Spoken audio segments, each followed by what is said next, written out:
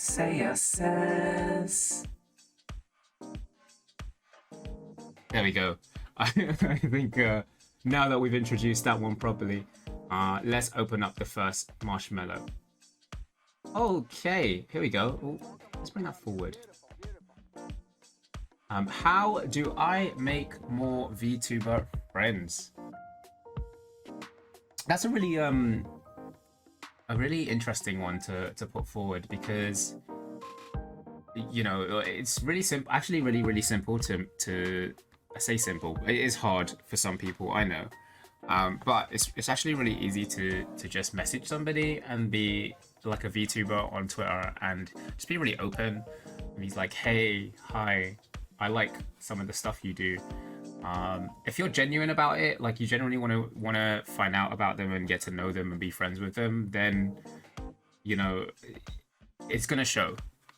Say for example, there's a lot of people that will jump into Twitter accounts and start acting people and say, hey, let's be friends, and you never hear from them again. And I think that's your mistake.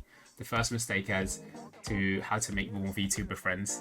You have to make sure you keep that interaction up. Whether it's sliding into their DMs, and trust me, like if you saw my DMs on my Twitter account, like I slide into so many people's DMs. And there's people that will come back and they'll maybe message me back and say, hey. Sometimes I get ignored, but that's okay, you know. Like if I'm reaching out to people, it's because I'm reaching out to them for a genuine reason. From my point of view, the people that I make friends with on Twitter, and the VTubers I make friends with on Twitter, I should say, I take the time to kind of click into them and click in and visit some of their links and watch some of their streams, their past streams, and see what their content is like. So this is gonna sound really bad, but actually for me, I'm quite picky. There are people that I follow who have incredible designs and incredible rigging, and I'm guilty. I am totally guilty of following people because of aesthetic. But also on the flip side of things, there are people out there, some VTubers out there that may not have great aesthetics, but their content is brilliant, and I think that they're highly entertaining. And I'm gonna shout out a couple of people recently that I've bumped into. I can't even remember how the interaction started, to be honest, but we got there's two cryptids. I'll pop a link in at them, but it's actually, what is their I don't even know their Twitter. So at Jingle Riot, there you go, and at Vendra Ducky. There's two little cryptids, and I find them hella entertaining. And they haven't got like a lot of followers on the Twitterverse. They do have quite a fair amount of Twitch followers though, and they're both affiliated as well. But like ultimately, their content is pretty damn fun to watch, and that's the reason why I will make friends with them. And I think that's what you should be taking that approach with other VTubers. If you're gonna make friends with them, then don't just reach out to them and say, hey, I want to be friends, which I know is the general consensus in the VTuber community, but like you need to come in with the intention. And I know what you're all thinking right now is like, why do I have to do all the work? Listen, it's a two-way thing. You do have to put in the work, but if you sit there and wait for people to come to you, that's not going to get you anywhere. There's this thing, you know, people don't hand you stuff on a silver platter.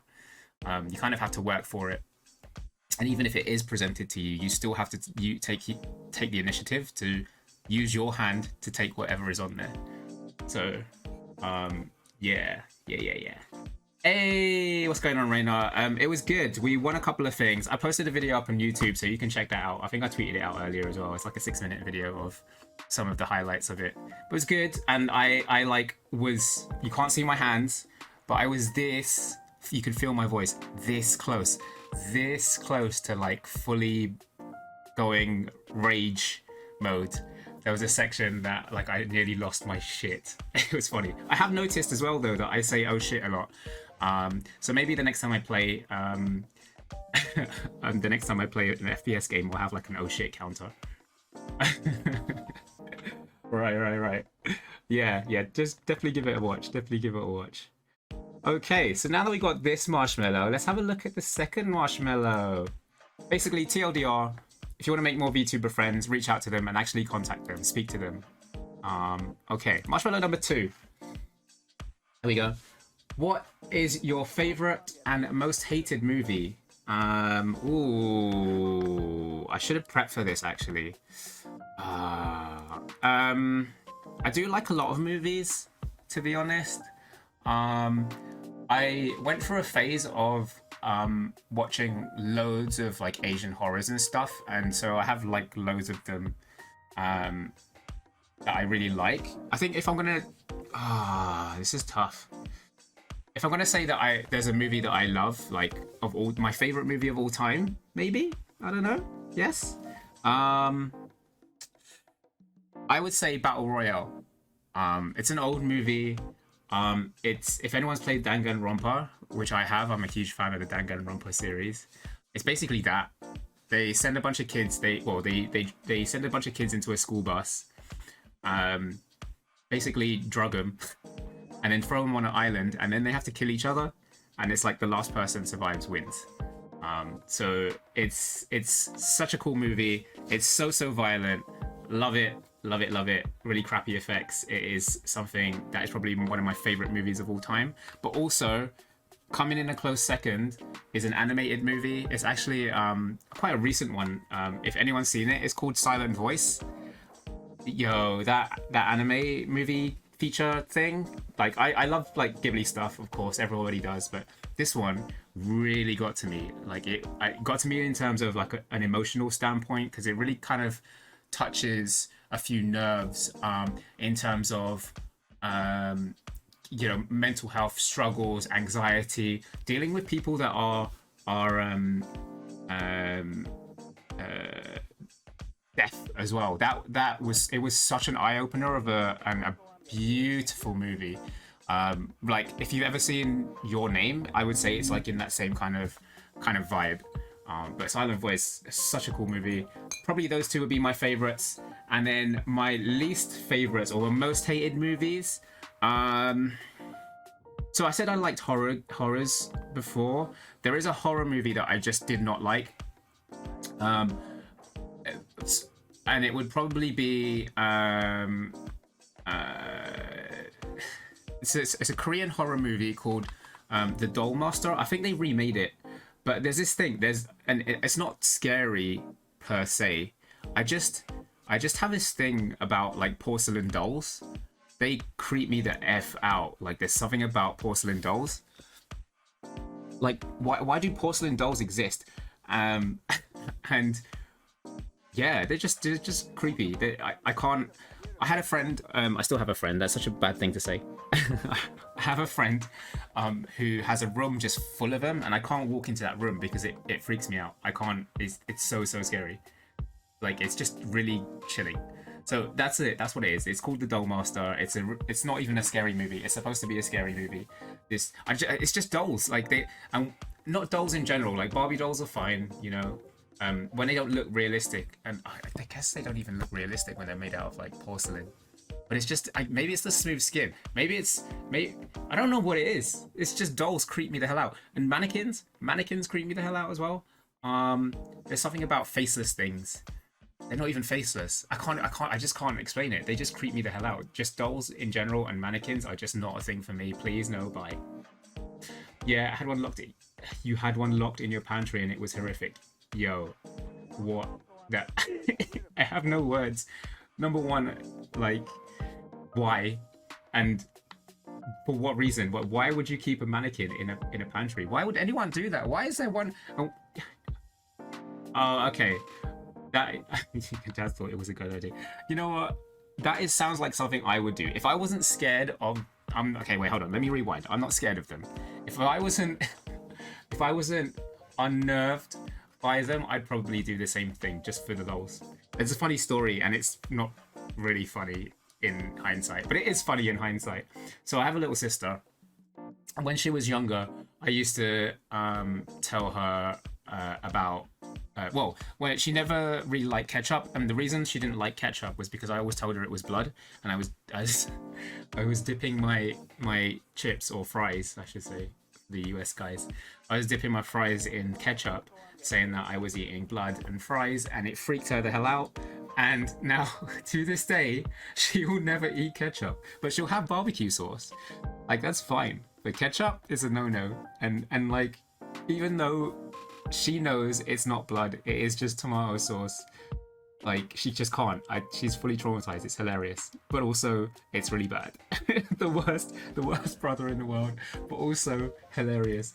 Anyway, yeah, that was it. That was it. It reminds me though, actually, of another movie that I watched when I was far too young, but I think I was trying to stay up late and being sneaky and watching the TV whilst my parents were asleep, and I ended up watching the Japanese version of The Ring, and that scarred me for life. I couldn't watch it for a while.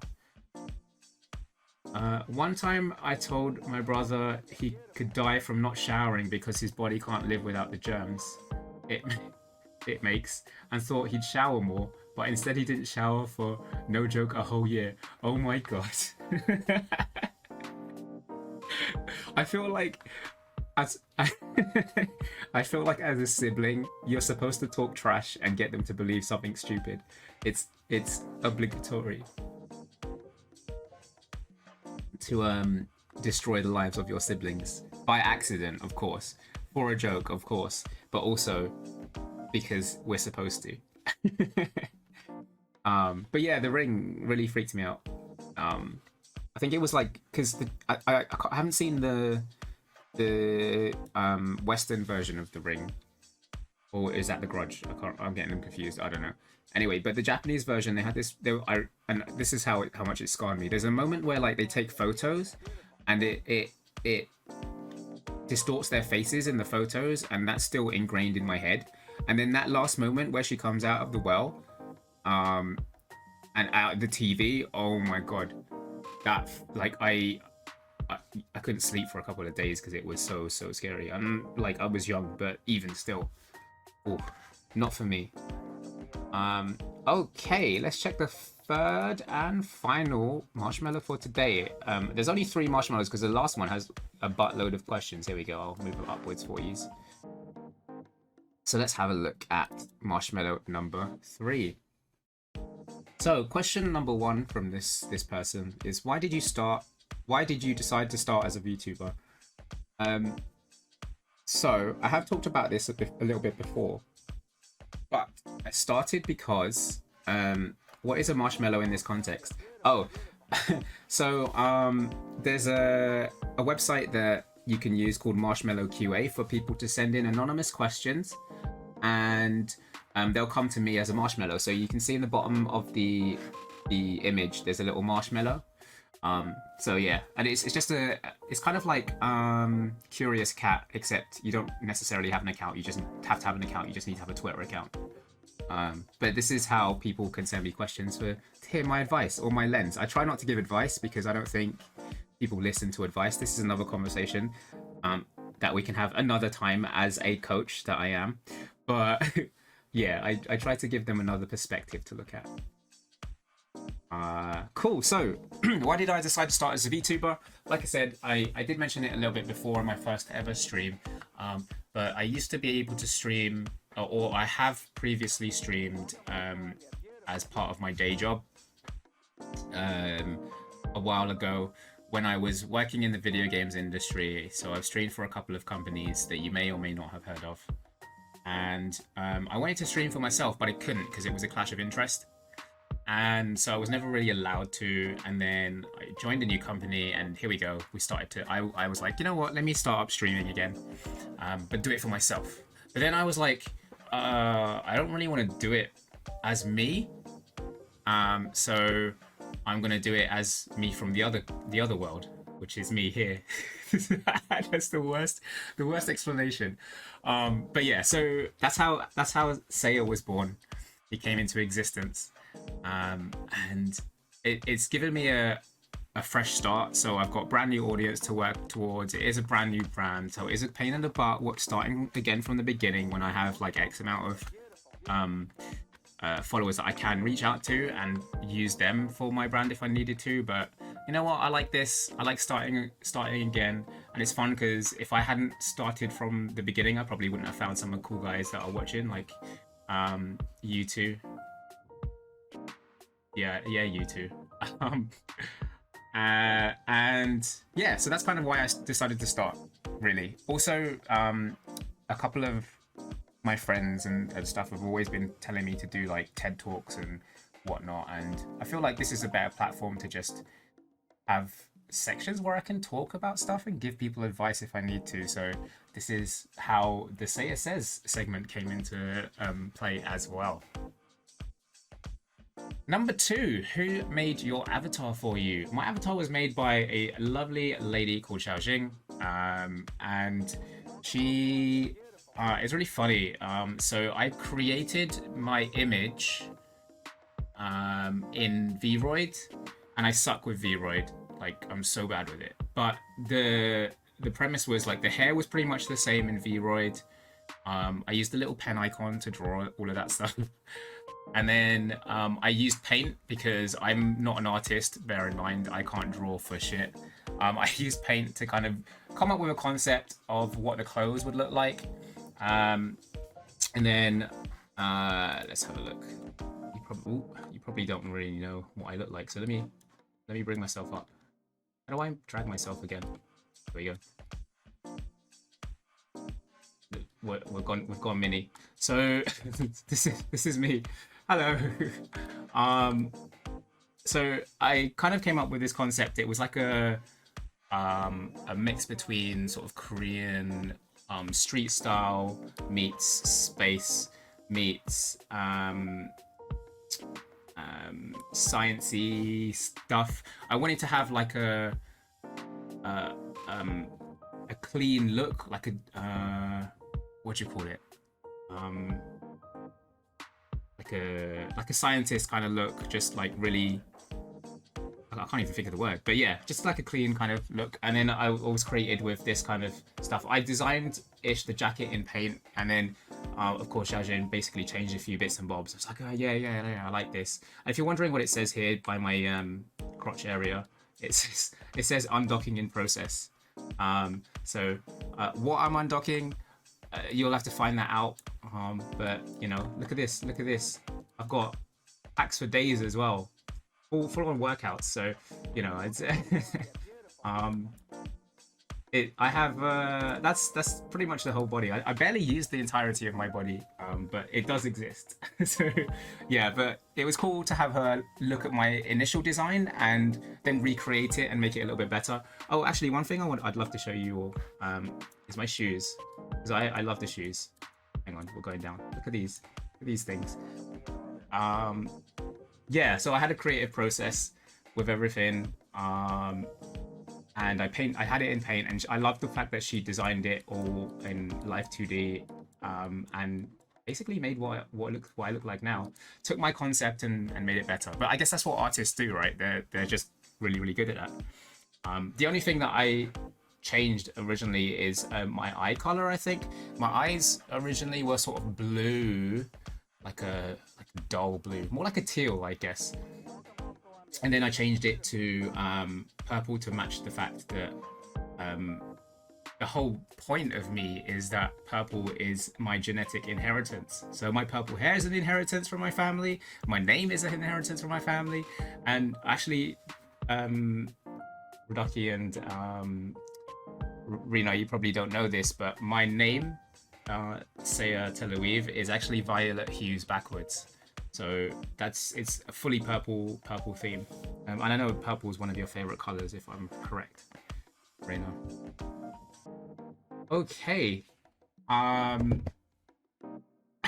know, right? Surprise law. How long have I been a VTuber? I have been VTubing since October. And I was VTubing as a Vroid in October, and then I had a live 2D debut in December. But prior to October, so from January to October, I was hovering around the Reddit, the virtual YouTuber Reddit, hovering around like Hololive Reddits, hovering around the VTuber community, just lurking is the key word. Oh hey Marina, sorry. Yeah, it's good to have you back in the streams. But yeah, I've been lurking around that because I I just wanted to do a little bit more research about the VTubing community, and I found a few things about the VTubing community that I liked and also didn't like. But I felt like I needed to do a lot more research into it, and I found so much information. I was a bit overwhelmed at the start. I didn't really know how to start, and I decided to go against the norm of just coming in, like focusing on the brand on Twitter, and then coming in with your debut stream as your first stream. So for me, I was just like, I'm going to build content first and then have a debut stream. And so I built the content with just a Vroid. And then after the live 2D debut, that's when I started using this one and haven't stopped using it since. So there we go. Number 4, do you think VTubers are overrated or underrated, and why? You know, that's a real good question. I think at the end of this month, I'm going to cover this, I think, like in depth with a couple of, I'm hoping, some VTubers and some traditional streamers. So I'm going to record some offline content, but that's for later. We can talk about that another time. But for now, I think I wouldn't say that VTubers are overrated or underrated. I would say right now, though, that VTubers are as saturated as traditional streamers. So like if you were to go onto Twitch, there is a buttload of traditional streamers with like cams, streaming games, whether it be Minecraft or Apex or whatever the case may be, or just chatting streams or art streams. There is a ridiculous amount of streamers, and it's hella saturated. And even now there are loads more VTubers coming in. Like I've been invited to a bunch of Discord servers where there's aspiring VTubers and pre-debut VTubers, and there's more and more coming every day. So I would say that definitely oversaturated. Overrated? Nah, not really, because ultimately we follow. Oh, okay, this is false. For the most part, we follow VTubers based on their personalities and the stuff that they stream, so their content. Other people, and I'm definitely one of those, will follow them simply based off their cosmetic. Because hang on, because I'm streaming on Twitch, it's because we're shrimps, and we will totally shrimp for other VTubers, 100%. But this is the one thing I would say again about VTubers is, well, I guess this is kind of off the topic, but a lot of VTubers struggle because their community are VTubers, and VTubers are focused on creating their own content anyway. So yeah, it's a difficult balance. Underrated, not so much. It'll be interesting to see the opinions of people that aren't into this scene or don't know about this scene. When I told one of my friends that I was a VTuber, he was just like, he didn't even know what it was. He thought it was hella weird. He didn't even realize that Seuh on the screen was me, and he could hear my voice but didn't understand why it was moving at the same time, which I thought was hilarious. So yeah, it'll be interesting to see what they think of VTubers in general. All right, question number 5: Is off-brand anime hentai? Is off-brand hentai just porn, or is it something more? Hentai is hentai. Porn. I think it is porn, 100%, but it's an art form. Like who am I to judge people for their art form? I am not an art connoisseur. I can go to a museum, like the Tate Modern Museum in London, for example, stare at an image that might have 4 squares on it, and people can feel stuff from it, get emotional attachments to that painting or whatever it is, and I can look at it and go, it's just a bunch of squares, you know? Art in general is subjective. And whether some people see hentai as porn or whether they see it as an art form will be entirely up to them. Obviously, I know there's some stuff that's been kicking off in the VTuber community about questionable material regarding designs. And, you know, that I'm not about that life. But I'm not going to sit here and judge. Like, if anyone's going to sit here and judge, the only people that need to sit here and judge are the people that, like,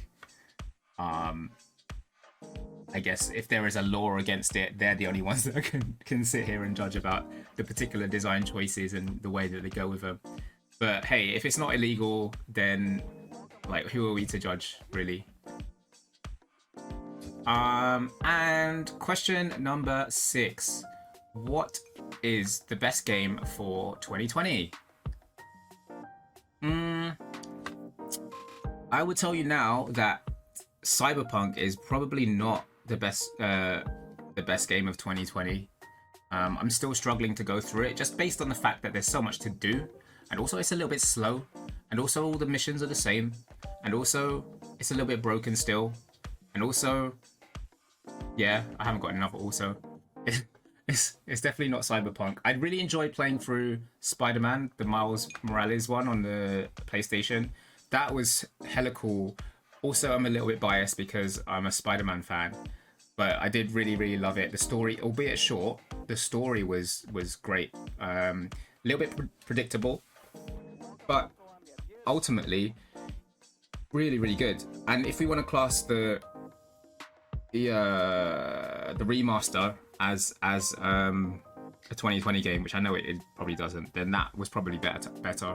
But like I don't think 2020. I genuinely can't remember like the releases for 2020 or anything that really made me go, holy crap, this is the best game of 2020, because I'm pretty sure there weren't that many games in 2020. Let me do a quick Google search. Games of 2020. Oh, Animal Crossing.